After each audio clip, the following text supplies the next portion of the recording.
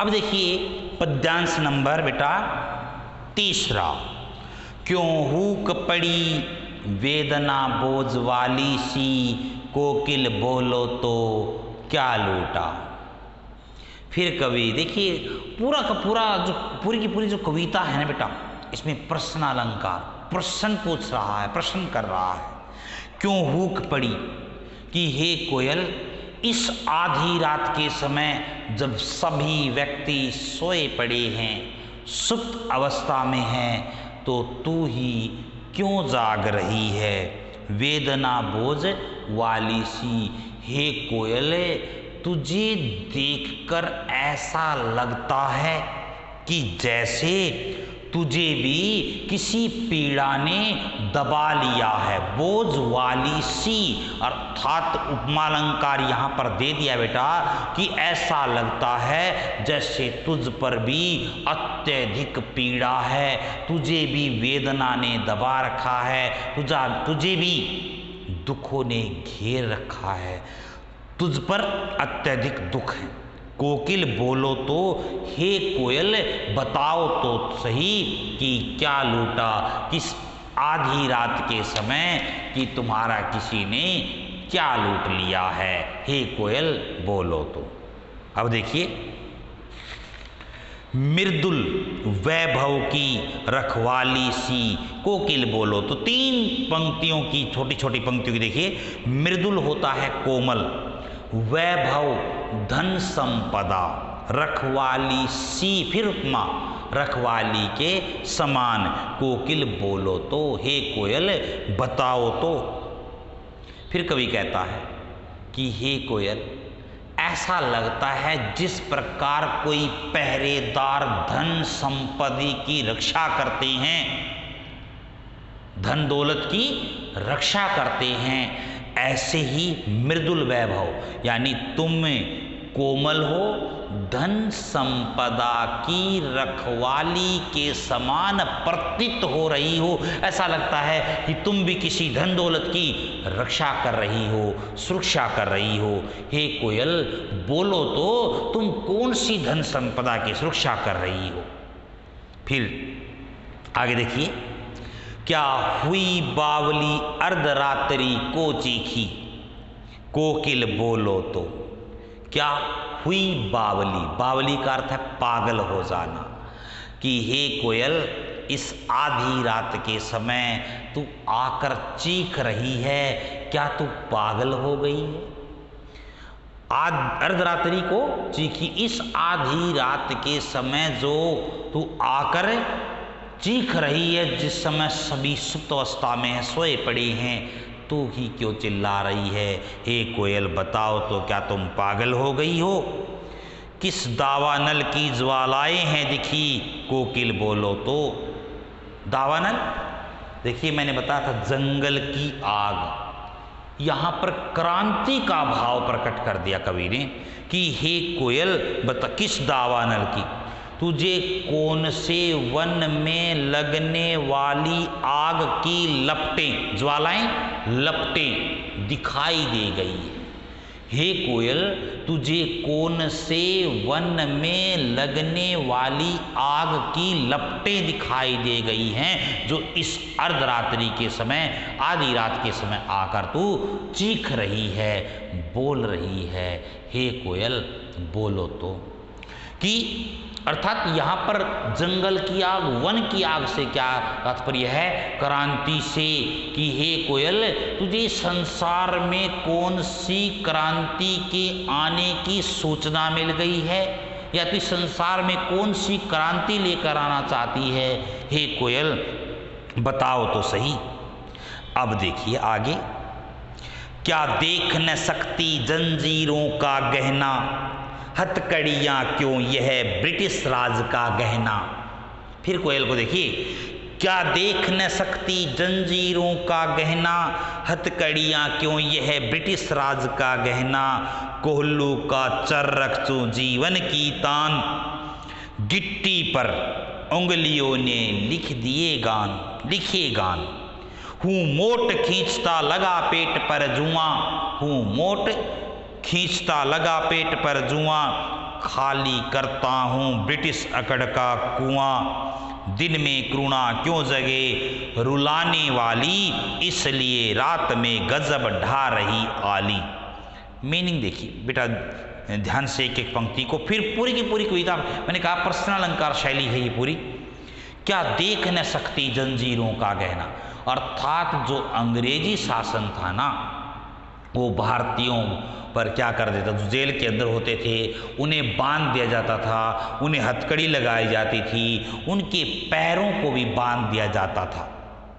तो कवि ने अपने आप को कभी भी इतना लाचार मजबूर व्यक्ति नहीं माना। उसने देखिए कितनी अतिशोक्तिपूर्ण वर्णन कर दिया कि यह हथकड़ियाँ नहीं, यह हथकड़ियाँ नहीं हैं, यह तो अंग्रेजी शासन के दिए हुए आभूषण हैं। गहने क्या होते हैं? आभूषण। पंक्ति फर्स्ट, प्रथम पंक्ति देखिए बेटा, क्या देख न सकती जंजीरों का गहना, कि हे कोयल इस आधी रात के समय जो तू आकर चीख रही है, चिल्ला रही है, क्या तू इन जंजीरों रूपी आभूषण को नहीं देख रही, इन गहनों को नहीं देख पा रही हो?